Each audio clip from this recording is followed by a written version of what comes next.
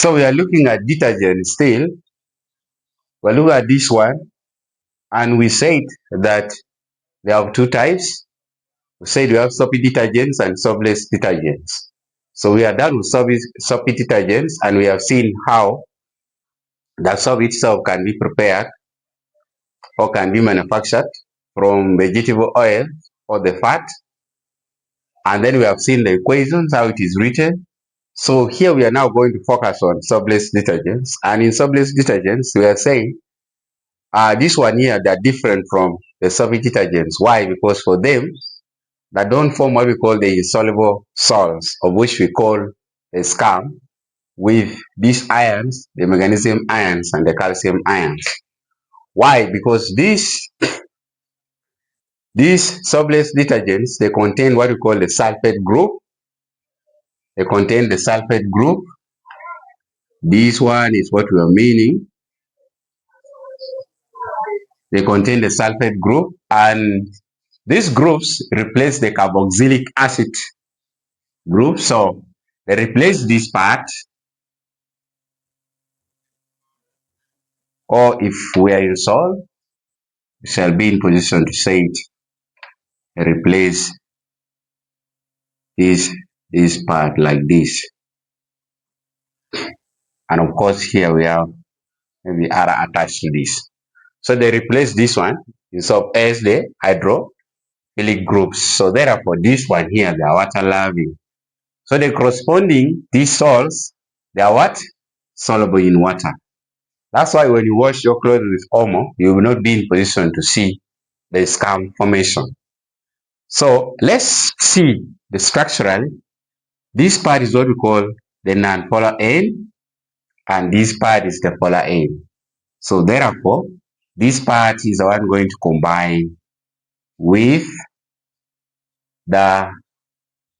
this part is the one going to combine with these salts in water, and then there will be no formation of the scum completely.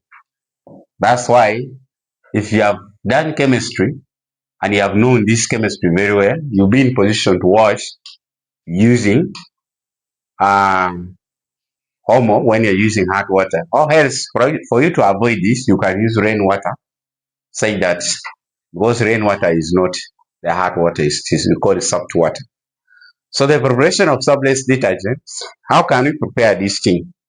Yeah, well, sometimes we call them synthetic detergents. So alcohol of long chain hydrocarbons of these 12 or 18 carbon atoms, they are used in the process, and we shall be in position to combine this thing with sulfuric acid, such that we shall come up with what we call the alkyl hydrogen sulfate.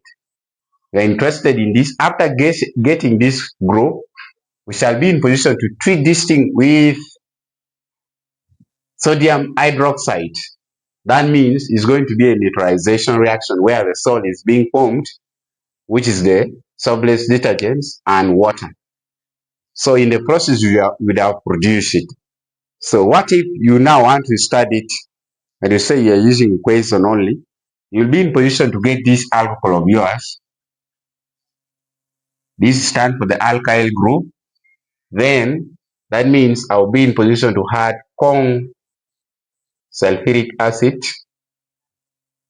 After adding the concentrated sulfuric acid, I'll be in position to produce this compound, the hydrogen sulfonate group, with this R attached with the alkyl group. Then now, in this, I'll be in position to add sodium hydroxide, which is aqueous. Then I produce what we call the soapless detergent. The soapless detergent. So this one here is what we call a soapless detergents. So it will be your choice to choose which one are you going to use when you are using hot water for washing your clothes. But also this chemistry reminds you to be someone who is good at choosing the materials you want to use.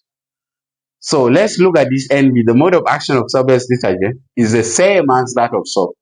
So we are told in the previous lesson that soap, this one cleans by what?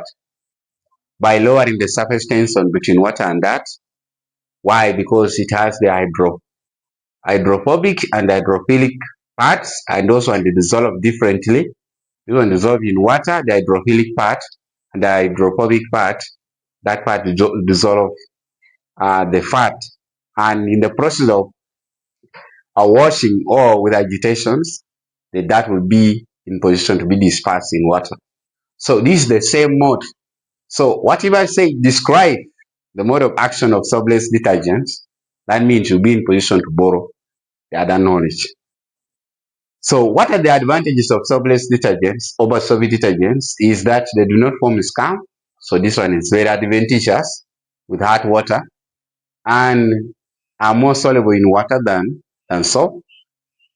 And disadvantages are that uh, they are non-degradable and hence pollute the environment. It's not like the other soapy detergents. So, which means we need to be careful when we're using this. So they have environmental effects when we use them.